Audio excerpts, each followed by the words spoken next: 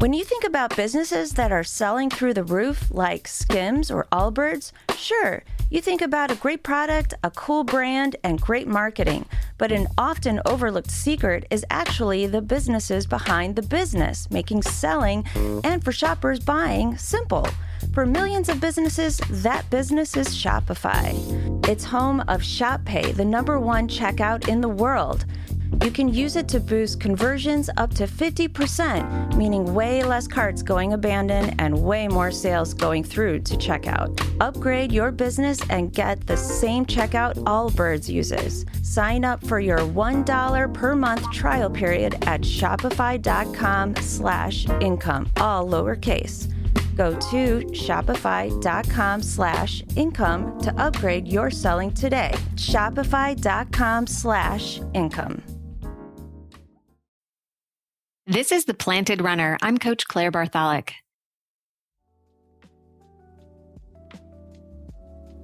When you touch a hot stove, the pain signal immediately fires and you jerk your hand away before you have a chance to even register a conscious thought. But when pain lingers from a chronic backache or an overuse running injury, your brain has lots of time to think about it and feel it. With chronic pain, those thoughts are usually about, when is this going to end? Sure, a painkiller might help somewhat, but we all know that's not the real solution to healing and becoming pain-free. It turns out that pain and the brain have a more nuanced relationship than simply pain equals injury or damage. Pain can stem from biological, behavioral, and even social situations that we're not even aware of. And what's even more fascinating, especially if you have chronic pain, is that pain can be eliminated and pain tolerance can be trained. How? Let's find out. Welcome to The Planted Runner. I'm Coach Claire Bartholic, and my mission is to help you improve your running, your mindset, and your life with science-backed training and plant-based nutrition. Today, we are going to get into a subject that almost every human experiences: pain. As an athlete, you probably experience pain a little differently than non-athletes. You feel every ache and niggle and wonder if it's the beginning of an injury. Or if you get a running injury, you wonder when you'll run pain-free again. So what if I told you that you can actually train yourself to not only handle chronic pain better, but to eliminate it? That's the work that Dr. Eric Anderson, a neurologist at Lynn Health, does every day. We go over why chronic and acute pain are different in the brain, how to train your pain tolerance and eliminate triggers, and how your nervous system is directly connected to the amount of pain you feel. Of course, I'm incredibly excited to bring this discussion to you because it is yet another branch of how you can use the concept of neuroplasticity and intentional brain training to create a better life. This is the work that I do with my athletes, with the Mental Strength Minute at the end of every podcast episode, and with my cognitive conditioning program, Begin with 10. And if you'd like to experience one way of brain training for when running gets hard, I've made something just for you. It's called the Readiness Reset, and you can get it for free right now.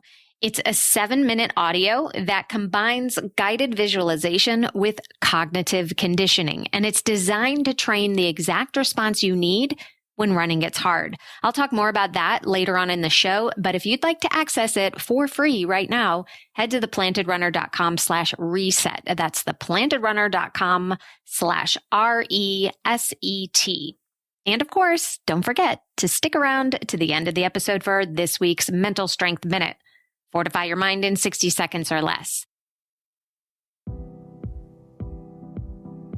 And now, here's my conversation with neurologist Dr. Eric Anderson. Welcome to The Planted Runner, Eric. Thanks for having me. So first of all, I have to ask, are you a runner? Am I a runner? I would say that I am a runner in the same way that I am a baker, in that I do it from time to time, but I'm not particularly good at it. Okay. So that's how I do it, but I'm enthusiastic about it. I'll say that. Okay. Well, how else do you stay fit? So I do go to the gym regularly. I have an athletic coach that works with me, but I do primarily weight training. Nice. So everybody who listens to this show is a runner, but as long as you're an athlete and can kind of understand the athletic mindset, we're good. We're good. So athletes are used to knowing their bodies really well, and we're used to pushing through pain.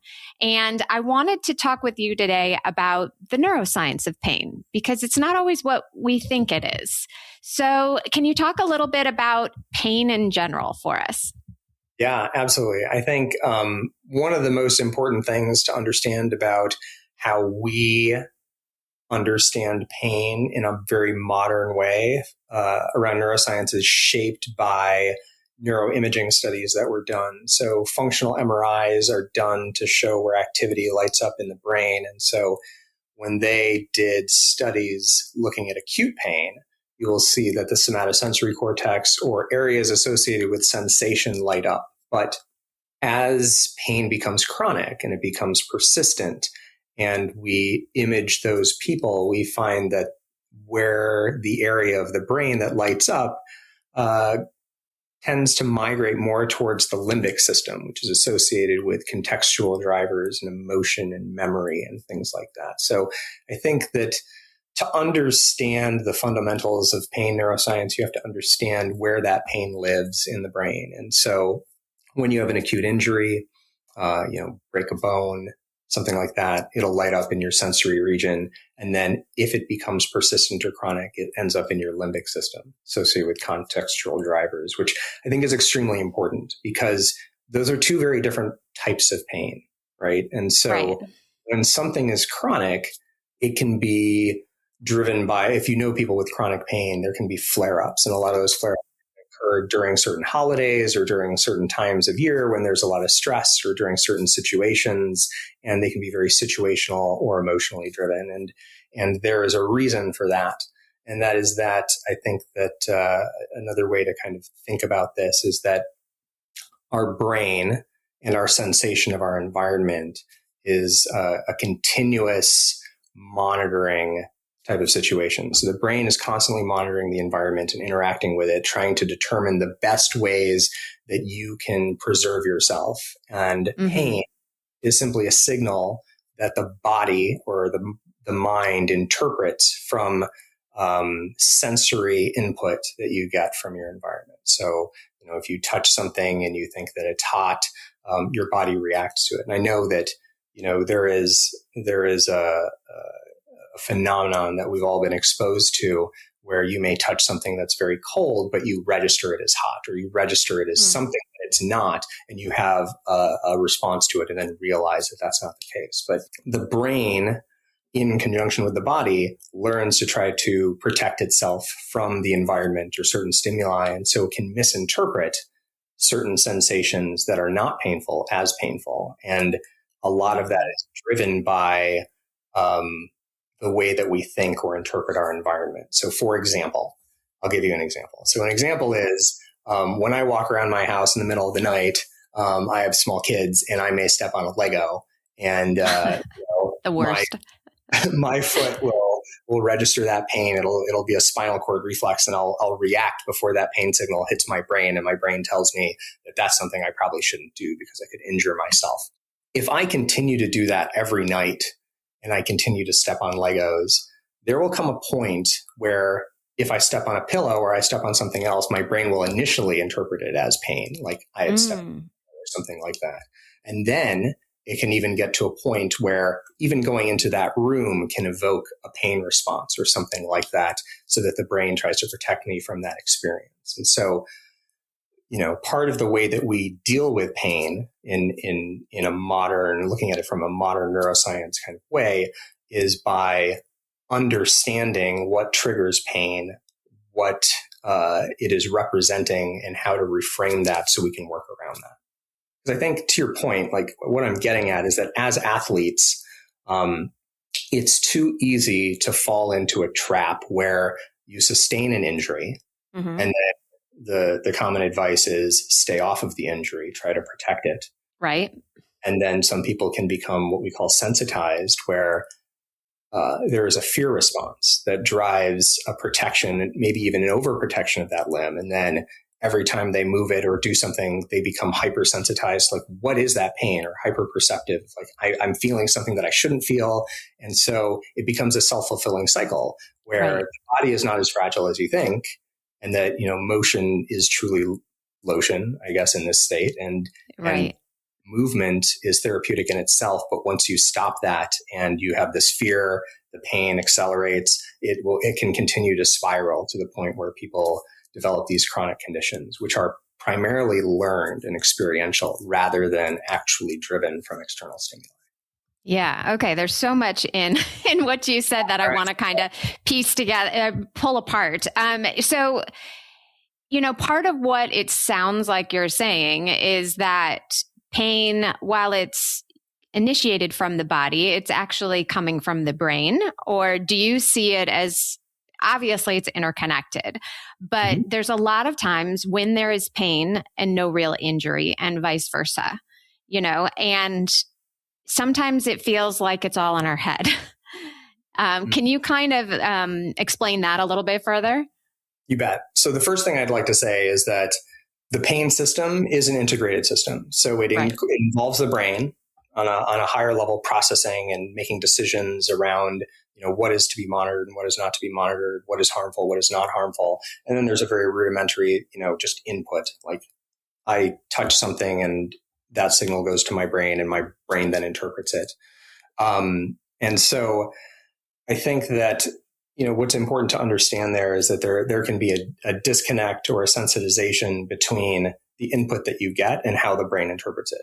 Mm-hmm. What I want to say is that, saying pain is all in your head is not necessarily the right thing. I think it's that, all pain is real, but we have to understand where it's generated. And the majority of pain is generated from the brain. That's where it's interpreted. That's where we determine a value of the input or the sensory input that we've experienced. And that is where things can become dysregulated, and something that would not be painful can be registered as painful, or something that is a little bit painful is registered as more painful than it should be. So there is a huge connection between the way that the brain interprets the stimuli from the environment, and the pain system is a connection of all of those things from the periphery all the way to the brain. Yeah. I think what athletes most want to know about is how much pain is okay. How much pain can I run through? How is it okay to run through pain? Do I need to take 2 weeks off if I have, let's say, an Achilles injury? I think we all are hypersensitive to every little niggle because, we run so much. We're used to high effort, activities. But then we don't know, oh my God, my knee hurts. Should I stop? Should I keep going? Is it I think those are the things that we're ruminating about the most. Can you help us with that? Absolutely. So I think the important thing to understand there is, to what degree is there any underlying structural issue? And to what degree is there, a stress or something, which, as athletes, we're always stressing our body in different ways when we understand. And I think that some of us also develop a feeling that if we don't feel some kind of pain or some delayed onset sensitivity, that maybe we haven't done enough. And so I totally get that. But what I would caution against is if we get into a cycle, and I know we all know people who may preload their activity with analgesics or something like that. And I think that can certainly set you into a different kind of spiral, and for partly a different reason as well, because if we take pain medication regularly to offset activity that we will be doing, if we do that frequently enough, you can build up a tolerance to it, and just taking it can amplify the pain response that you get. Interesting. So let me stop there. So if I take an Advil or a Tylenol before I work out regularly because I don't want my workout to hurt as much, that can actually increase, or they'll lower my pain tolerance instead of raise it? Yep.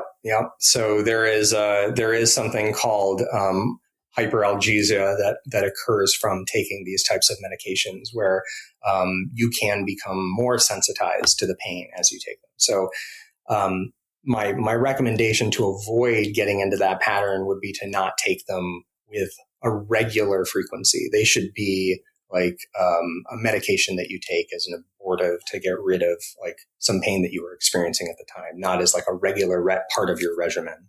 Okay. And the same thing happens if you take it after. It doesn't matter if it's before or after your activity. Well, so if you're always taking it, like you will find, and I think this is very common, that people will find that if you take it with increasing frequency, you will find that, one pill isn't doing as good of a job as it used to. And that is a sign that you are, again, starting to build up a tolerance to it. And you will be sensitizing yourself to having an increased pain response. Gotcha. I want to touch on what you said about the fear of the pain, because I think that is a real thing that we experience. So with an example of a runner, you got hurt, I don't know, you pulled a hamstring when you were doing 200-meter repeats. You're rehabbing, you're getting better. Physically, you're probably fine, but you're terrified of doing that particular workout or any kind of speed work again, because you don't want to re-injure yourself. And maybe you even try a workout and structurally you're fine, but you feel a little twinge. Can you talk about what's going on there? Yeah. So let's see. I think a good way to kind of talk about this in that sense is that pain. Another way to think about pain is that it is, again, as your brain is monitoring the environment, it is an alarm system. Right. And so it's telling you when things may be in danger, but it's not like a damage meter. Like it's not measuring how much damage has actually been done there. And so I think it's a lot like a smoke detector. So a smoke detector doesn't measure, how much fire there is. It just measures smoke. And so, it can scream when you burn toast, and it can stay silent while there's, an electrical fire happening in the walls. And so your pain system kind of works in the same way. So it detects threat, and like any alarm, it can be miscalibrated or misaligned in different directions. And so I think, what we understand from the evidence is that, if you were to take 100 completely pain-free 20-year-olds and put them in an MRI scanner and look at their backs, you'll find that roughly, a third, about 33% of them have disc degeneration in their spine, but they're completely asymptomatic. And by the age 80, nearly everybody will have some degree of disc degeneration in their spine, like bulging discs and tears and that kind of stuff. And it all shows up, I think, in abundance with people who feel absolutely fine. So the picture is not necessarily that the underlying structural changes necessarily cause pain or relate to pain. And so I think when we think about injury, like a bone stress injury or something like that, those tend to be relatively quiet early on. It doesn't announce itself with a dramatic snap or some type of dramatic pain. It's a small, specific pinpoint spot that continues to get worse as you continue the activity. Sometimes it aches at night, or when you're doing other activities, or when you're doing nothing at all, or it hurts when you're hopping on one leg. And that's a different signal than, my legs are trashed after doing a run on a Sunday. I think it's a difficulty in making a mistake of identifying one for the other. And so I think, the way that I would think about this is that hurt does not equal harm. And so a lot of what I feel is that their alarm may be sensitive, but their body is not broken, right? Gotcha. And so number two is that harm doesn't always hurt the way that we expect it to. So small, precise, worsening, wakes you up kind of pain probably deserves a little bit more attention and respect than like a big diffuse ache that you're proud of, after a big activity. That's kind of the way that I would think about it. And so, when you do have that one thing that is, persistently there, if it continues to worsen or get worse, those are things that, you should definitely get checked out. But, when you challenge your body, you're always, we understand that when we're building muscle or we're doing anything, we're creating tears, we're challenging our body, we're literally causing structural damage to our bodies. Right. And, I think framing is important there because a lot of people are like, that feels so good. It felt so good to do that. I ate in such a great way. But there are other pains that I think can certainly and probably appropriately be interpreted a little differently when it's like, that does not hurt in a good way. I'll be back with Dr. Anderson right after a short break. If today's episode hits home, I want to tell you about something that can help the next time your splits don't match your expectations. It's called the Readiness Reset, and it's completely free. It's a 7-minute audio that combines guided visualization with cognitive conditioning designed to train the exact response you need when running gets hard. Not after the fact, in the moment, while it's happening. Use it before a tempo run, before a long run, before you toe the line on race day. And here's the part that matters most. The more you use it, the more automatic the response becomes. It's not about motivation. It's about repetition and neuroplasticity. We talk about those a lot on this show, and it's applied to the exact moment you need it most, when your pace slips and your brain starts telling you a story about what that means. Go get it right now at theplantedrunner.com/reset. That's theplantedrunner.com/reset, and it's completely free. Use it this summer when the heat is testing you the most. When you think about businesses that are selling through the roof, like Skims or Allbirds, sure, you think about a great product, a cool brand, and great marketing. But an often overlooked secret is actually the businesses behind the business, making selling and for shoppers buying simple. For millions of businesses, that business is Shopify. It's home of Shop Pay, the #1 checkout in the world. You can use it to boost conversions up to 50%, meaning way less carts going abandoned and way more sales going through to checkout. Upgrade your business and get the same checkout Allbirds uses. Sign up for your $1 per month trial period at shopify.com/income, all lowercase. Go to shopify.com/income to upgrade your selling today. Shopify.com/income. Welcome back to The Planted Runner. Here's more of my conversation with Eric Anderson. Yeah, I actually heard about this study with the bulging discs and the MRIs, and I am so curious, and I don't know if you know the answer, if they followed up with those kids and did they experience back pain as soon as they were told they had bulging discs? The placebo effect or nocebo effect or something like that. Because that's a real thing. That's a real thing. If you know that, if your Oura ring tells you had a bad night's sleep, you feel like you had a bad night's sleep. If you're told you're supposed to be in pain, you feel pain. What's going on there? Yeah, no, that's true. So, that's kind of the power of suggestion, right? So if and I don't know what your medical conditions are, but like if you were to go in and we were to do an imaging of your back and I told you that, wow, your back is really, really bad. There's a lot of things going on. You may later on, you may have come into that thinking like, wow, there's nothing wrong with me. And then leave and the next day be like, oh, maybe the way I was sitting, or maybe it's my back. Maybe just it's my back. And I know I've got wrong with my back. It's almost like the power of suggestion. Whereas if we were to have never told you at all, like, would you have ever done that? And I think that's one of the biggest,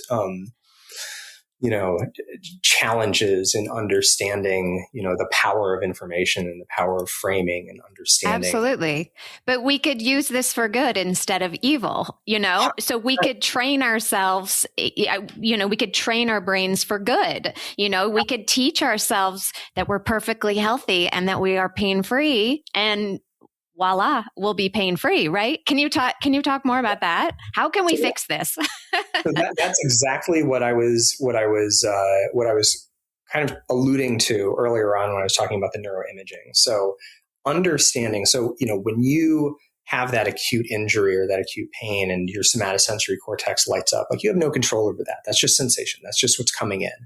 But if it becomes chronic or if it becomes something, and as we've learned in neuroimaging that it moves back into the limbic system associated with emotion context, that's more of a learned response. That's something that the body is like tucked away in memory and like has something associated with it. So as, and I like to think of that type of pain as predominantly learned, and that learned pain can also be unlearned. And I think there are different approaches, and this is something that we do now by utilizing behavioral health. So part of it is understanding, what triggers my pain, where does it come from, why does that happen?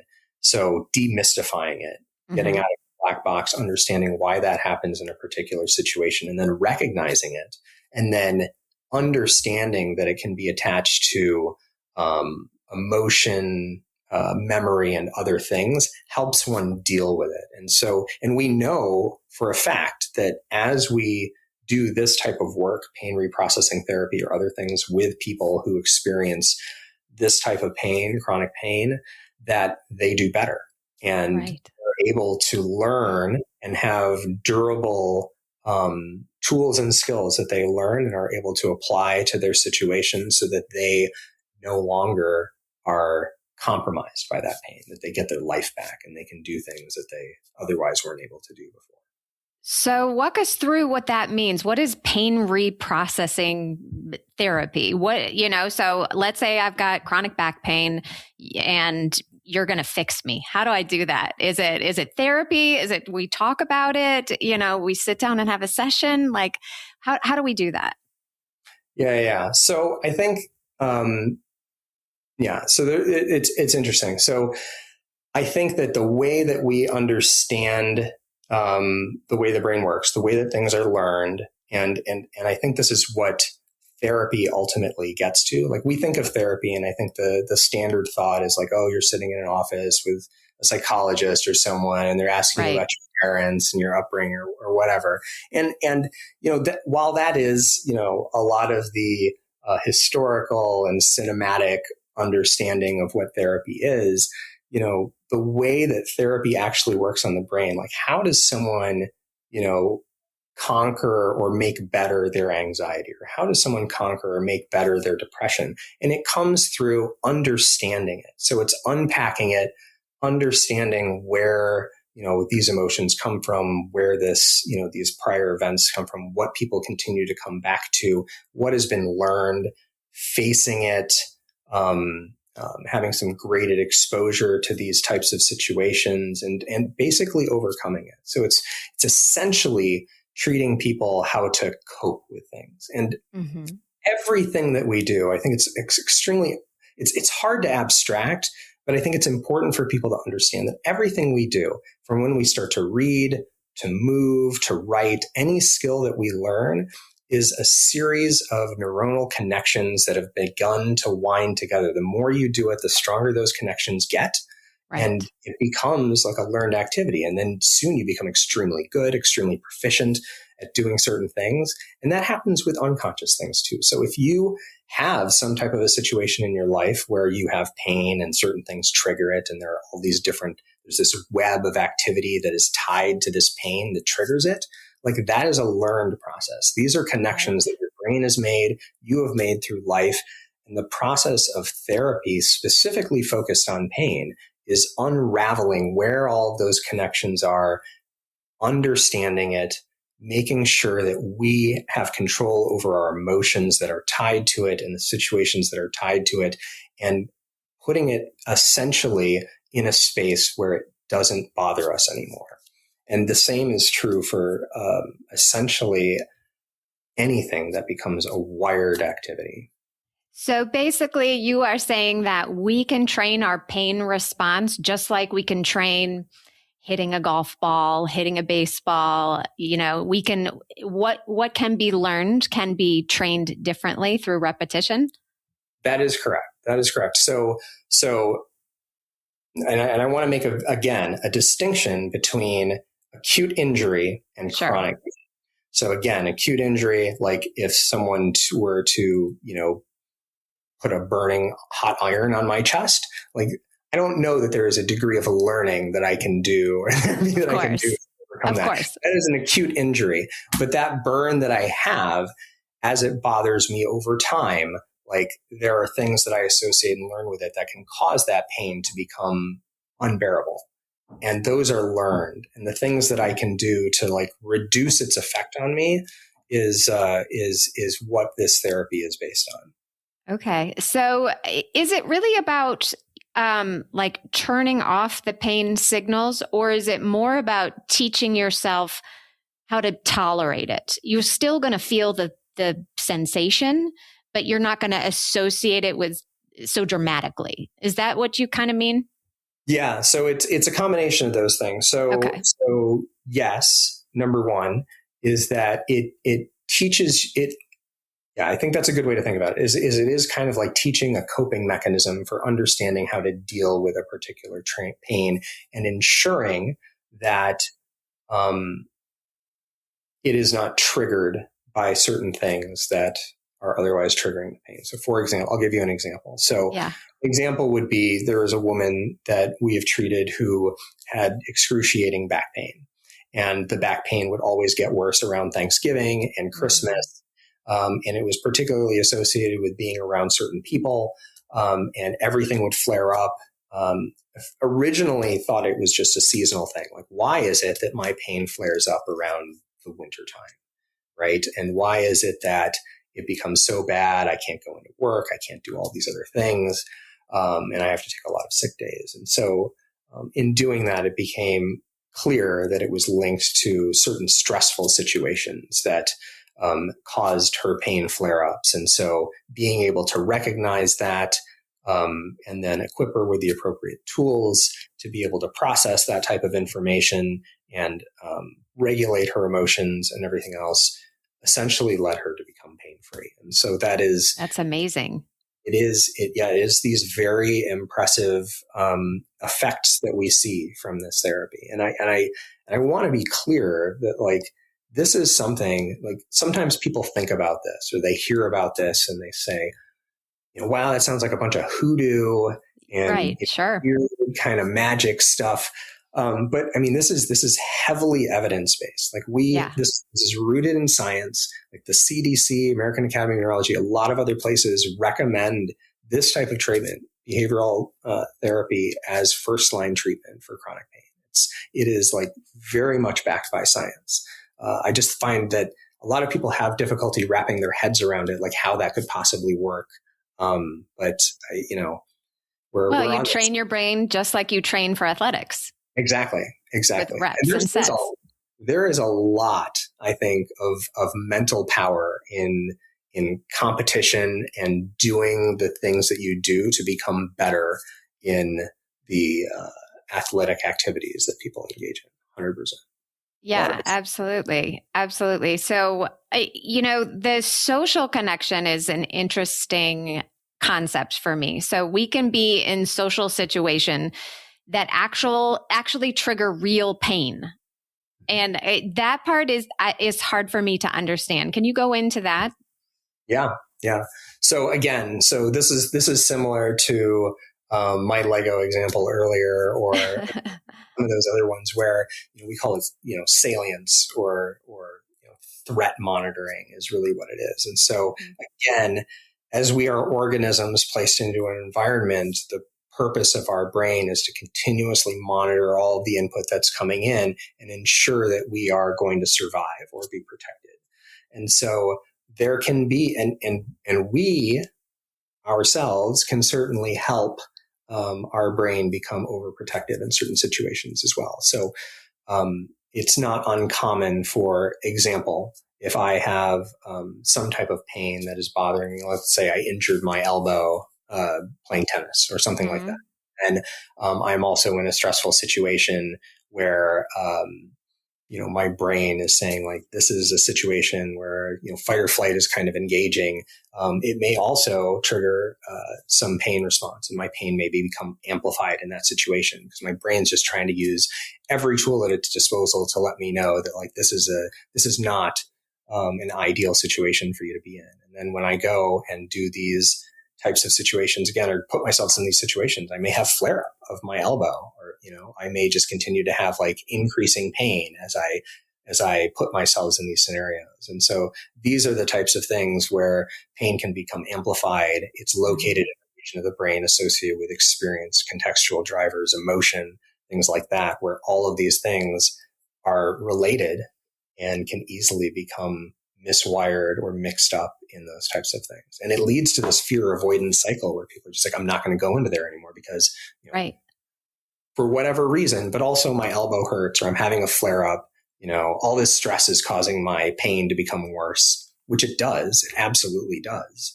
And so understanding ways to cope with that and to overcome and push through is, I think, important and not a strange concept to athletes either. Right. But what's so interesting is that it sounds like what you are saying is if we can work on emotional regulation, we can work on stress reduction, we can work on things that honestly don't seem to have any connection with pain, we'll actually have a better pain response. 100%. And I will tell you that one of the crossovers, which I'm confident that I haven't yet met an athlete who has not done yoga in some degree or another. And yoga has a lot of elements to it that are rooted in like mindfulness and calming. And it is that relaxation and calming that you train in breathing exercises and things like that cause people to relax, become less tense. And they do, you can literally feel some of these feelings leaving you as you engage in some of these activities. Is breath work part of your protocol? So breath work is considered amongst the tools used in mindfulness. It is one of the tools that is considered a behavioral health treatment for this type of thing, for chronic pain. I love it. Yeah. Do you have a favorite breathing exercise? Myself. So for me, and I'll tell you that, I think that the main concept behind breathing is that as long as you are able to physiologically change some of your internal processes, so for example, slow your heart rate, slow your pulse, do those types of things, I think that is good. For me, for that to be as effective as possible for me, I close my eyes, I do a deep breath. I did a lot of martial arts when I was much younger, and there were breathing exercises that we did that utilized the whole body. It makes arms move up and down in different cadences. But that is something that I do personally. But I to be very centering.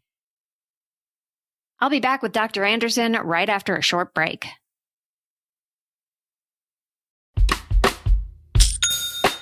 When you think about businesses that are selling through the roof, like Skims or Allbirds, sure, you think about a great product, a cool brand, and great marketing. But an often overlooked secret is actually the businesses behind the business, making selling and for shoppers buying simple. For millions of businesses, that business is Shopify. It's home of Shop Pay, the #1 checkout in the world. You can use it to boost conversions up to 50%, meaning way less carts going abandoned and way more sales going through to checkout. Upgrade your business and get the same checkout Allbirds uses. Sign up for your $1 per month trial period at shopify.com/income, all lowercase. Go to shopify.com/income to upgrade your selling today. Shopify.com/income. Welcome back to The Planted Runner. Here's more of my conversation with Eric Anderson. Yeah, I've often said that I think the reason why people used to smoke cigarettes so much is not because of the nicotine. It was actually for the deep breathing. And that's what really got everybody to calm down and relax. And I don't know if that's true or not, but I'm a big fan of breathing exercises, and I teach my athletes how to do them all the time because it definitely does, even if you don't even believe in the science, it definitely gets you to calm down just a little bit and focus on something else besides your racing thoughts. Right. Absolutely. And I mean, that is part of it. And if you pay attention when you do those types of exercises, you will notice a change. And I think that is what a lot of the therapy is rooted in. It is, you will also notice changes when you are continually, when you think that something is a certain way and then your perspective changes, you get information around it and you're able to cope with whatever the triggers are, you will notice a distinct change. Yeah. And obviously this is a practice, it's not something that you can just be like, oh, I'm going to fix this and then I'm fixed and I'm done. So it's something that you, like lifting weights, like exercise, you have to do forever, right? Yeah, 100%.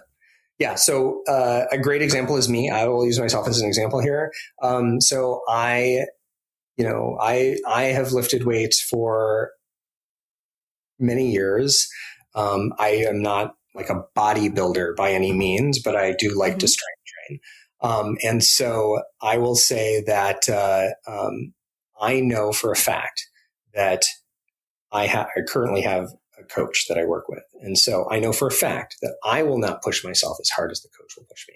And I will not, I feel like I push myself pretty hard, but if I have someone there who can really, really help me overcome some plateaus that I've encountered, like, I think that's great. And I think it's the same type of thing for this. A lot of this is done one-on-one with a coach or some other type of professional who can help walk you through it. Ideally, it's someone who's already been through this type of thing and has already realized the benefits and wants to share them. And then they can work with people and help them overcome and identify certain issues, because sometimes it's not always clear to us, right? Like when I'm working with a coach, I know I thought my form was good, but apparently it wasn't as good as it should have been. And so I get it, right? Like, we all can use a little help. Absolutely. And you're not saying that there's no place for pain medication, right? I mean, pain medication still has a place. Like, can you talk about that, its role? Yeah, 100%. So, I'm going to make the distinction again between acute and chronic pain. So in the acute phase, like I get hit by a car tomorrow, break a bunch of ribs. Morphine. Medication is completely appropriate for you to get back on your feet and moving it. Like, that's the point, is it's supposed to dull the acute pain response so that you can get back moving and you can be functional again. Where it doesn't have a role, and I think this country had a huge issue with at one point, is for chronic pain. Like, what I'm talking about, behavioral therapy, those types of things, PT, OT, that type of stuff. Opioids for long-term chronic pain is not superior. In fact, it's worse for you. Right. You're more sensitive, become addicted, all this other kind of stuff. It's just awful for you in the long term.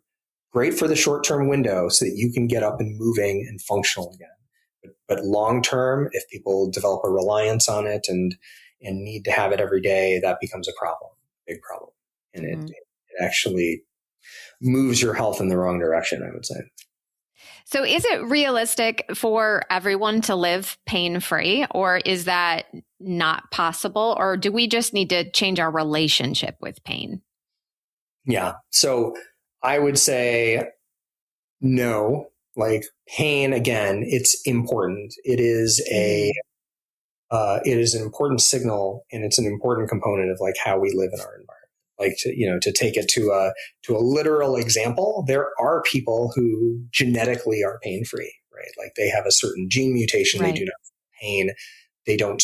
Most of them don't survive through childhood because they're not able to recognize when something is wrong. So that being said, being pain-free would be like being emotion-free or something like that. Like, it may sound good in one your life, but ultimately it is not. It is an extremely important way that we monitor our environment and understand, where we are and what's important. It's a gift. It is a gift, but it can also be a curse for people as well if it becomes out of whack and we can't manage it. Yeah. So do you have any other success stories that you can share? I mean, you talked about the woman with her back pain. Is there another one that stands out for you? Yeah. So, I mean, we have a lot of these different stories, but I will say, so there was a person who had gotten a, what do you call it? A trip injury. It was a hyperplantar flexion, going, up some stairs, I believe. And so they stretched and they had, basically an avulsion. So, the navicular bone, I think, came a little detached. And so, they were in a boot, they were in pain for a while, and the person was an active runner.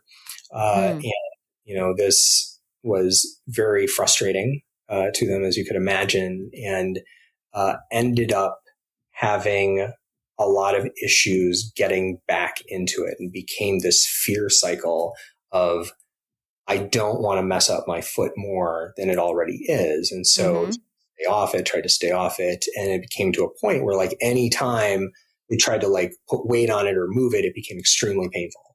And they were worried that something was wrong. So they kept going back to the doctor, and the doctor kept doing imaging and other things. And they're like, no, it's healed. Everything is fine, but they just kept having this type of pain. And so, we got involved from a behavioral health standpoint, and helped unpack a lot of the issues around there. And it really was what I would call a dysregulation of the cycle based on this fear process, like this hypervigilance of continually thinking that, like, anything I did with this foot was going to hurt. It even got to the point where even light touch on the foot became painful. Wow. Which can happen in certain conditions, but it was a misinterpretation of what is not painful becoming painful. And so, with about, I would say about half a year's work or so, working with a coach from our team, they were able to overcome this, and then able to walk successfully again. And I believe the person is now back running. So, amazing. It was very inspirational. I mean, some of these people really, really turn their life around. It becomes a really big point of pride. I'll say, in our organization, even, we have several, behavioral health care coaches who have come and joined our organization because they were patients who came in and they derived some benefit from it, that they wanted to be part of it. It's very, I don't know. It's inspirational to me. Yeah, it sounds like it. Well, I think this is a perfect place to wrap it up. Where can listeners connect with you and find out more, especially if they have some pain issues they're dealing with? Yeah, absolutely. So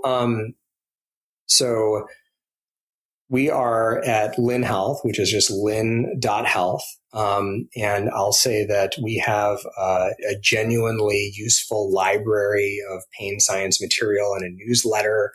And none of it requires anyone to become a patient. So, you can just go to lynn.health and read.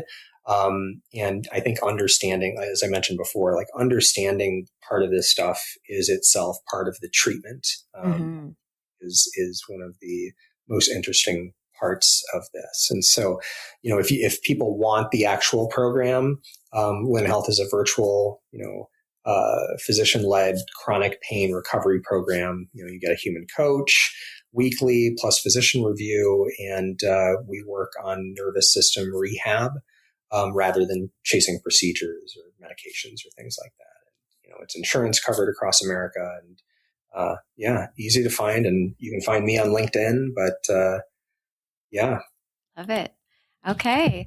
Well, Eric, I really appreciate this. I'm a neuroscience nerd as much as a non-doctor can be. I love this topic, could talk about it all day. So I'm super excited that you came on the show to talk about it. And I would love to hear more about what's happening. And so if you have any other stories, come back to me and let me know. Would love it. I appreciate it. Thanks a lot. And now it's time for the Mental Strength Minute. Fortify your mind in 60 seconds or less. Today's topic is trust your training. This is a phrase that coaches use a lot to soothe nervous athletes because it works. If you followed a training plan, even if you weren't perfect with it, you will need to trust that you've done enough work. If you're brand new to running, this might be tougher, but once you've been at it a while, you can trust that the work you have done over the months and over the years has gotten you to a level of fitness and experience that you can rely on. When you trust in something, valid or not, you can let go of worry, which isn't serving you and can actually hurt your performance. This is not false hope for a miracle. Trust in your training is a release valve for self-imposed pressure. Take a deep breath and go do what you're trained to do. Thank you for listening to The Planted Runner, part of the Evergreen Podcast Network. Don't forget that you can enter to win a free custom training plan for your next race and get featured on the show. Just write an Apple Podcast review and enter at theplantedrunner.com/PRLab. Of course, reviews are the #1 way to boost this show's reach, and it's a great way to tell me what you'd like to hear next because I read every single one. Have a great run today.